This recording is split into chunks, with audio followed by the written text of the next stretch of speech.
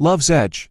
I never thought I'd be the kind of guy to get tangled up in a whirlwind romance, but there I was, standing on the edge of the pier, watching Rachel walk away. The wind tugged at her auburn hair, and I was sure this was the end. How did we get here? Let me rewind a bit. It all started at a coffee shop downtown, where the smell of freshly ground beans and the sound of her laughter pulled me in. She was sitting by the window, lost in a book.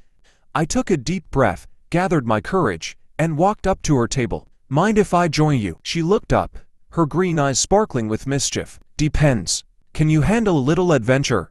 Our first date was supposed to be simple, dinner and a movie. But nothing ever goes as planned, does it? We ended up at a fancy restaurant, where I managed to knock over a candle and almost set the tablecloth on fire. Rachel laughed, her voice a soothing balm to my embarrassment. After dinner, we headed to the movies, only to find out the tickets I bought were for the wrong day. You sure know how to keep a girl entertained, James, she teased, squeezing my hand. We ended up wandering the city, talking about everything and nothing. Just as I thought the night couldn't get better, a sudden downpour drenched us both. So much for a romantic evening, I joked, looking at her dripping hair. Best date ever, she replied, pulling me in for a kiss. Things got serious fast. Before I knew it, Rachel invited me to meet her parents. I was a nervous wreck, but she assured me they'd love me. Her dad, however, wasn't as convinced. He eyed me like I was a thief about to make off with the family jewels. At dinner, I tried to impress them with stories from work, only to have her mom interrupt with, "So, when are you two getting married?" I choked on my water, and Rachel's face turned beet red. "Mom, we just started dating." Her dad smirked. "Time's ticking, son." A few months in, things were going great, or so I thought. One night, while Rachel was in the shower, her phone buzzed with a message from a guy named Charlie. Curiosity got the best of me, and I glanced at the screen. "Can't wait to see you tomorrow." My heart plummeted. When Rachel came out, I confronted her. "Who's Charlie?" Her face fell, and I saw a flash of panic in her eyes. "James, it's not what you think. He's just a friend. Just a friend who can't wait to see you." The fight that followed was explosive. Rachel tried to explain, but jealousy clouded my mind. "You've been lying to me this whole time," I shouted, pacing the living room. "James, please, listen to me," Rachel pleaded, tears streaming down her face. "Charlie is my ex. We're still friends, but that's it. I didn't tell you because I knew you'd react like this." "React like what?" "Like a guy who just found out his girlfriend has been sneaking around." She sighed, wiping her eyes. "I never cheated on you. But if you can't trust me, maybe this isn't going to work." Days turned into weeks, without a word from Rachel. I tried to focus on work, but everything reminded me of her.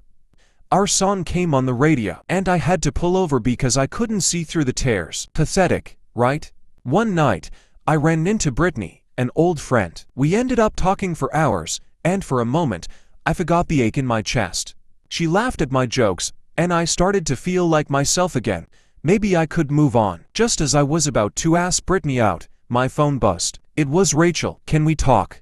Meeting Rachel at our favorite park, I could see the strain in her eyes. We sat on a bench, the silence between us deafening. Finally, she spoke. "James, I'm sorry for not being honest about Charlie. I should have told you from the start." I nodded, feeling a weight lift from my chest. "I'm sorry, too. I overreacted. I should have trusted you." She smiled weakly. "So, where do we go from here?" "Let's start over," I suggested. "No more secrets, no more lies." Rachel looked at me, hope flickering in her eyes. "I'd like that." Just as we were about to seal our reconciliation with a kiss, Rachel's phone rang. She glanced at the screen and her face went pale. "It's Charlie." "Answer it," I said, trying to sound confident. She did, and her expression shifted from fear to confusion. "What? Are you serious?" "Okay. I'll be right there." "What's going on?" I asked as she hung up. "Charlie's in trouble," she explained. "He's been arrested, and he needs my help." My mind raced. "Do you want me to come with you?" She hesitated, then nodded. "Yes, I need you." We raced to the police station, where Charlie was being held.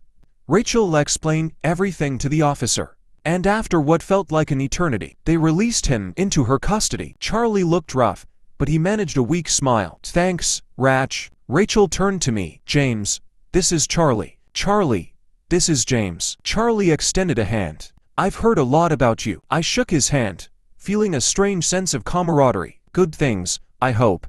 Rachel smiled, tears in her eyes. Thank you for coming, James. It means everything to me. As we walked out, hand in hand, I realized that love isn't just about the good times. It's about weathering the storms together, trusting each other, and choosing to stay, even when things get tough. And in that moment, I knew we'd be okay.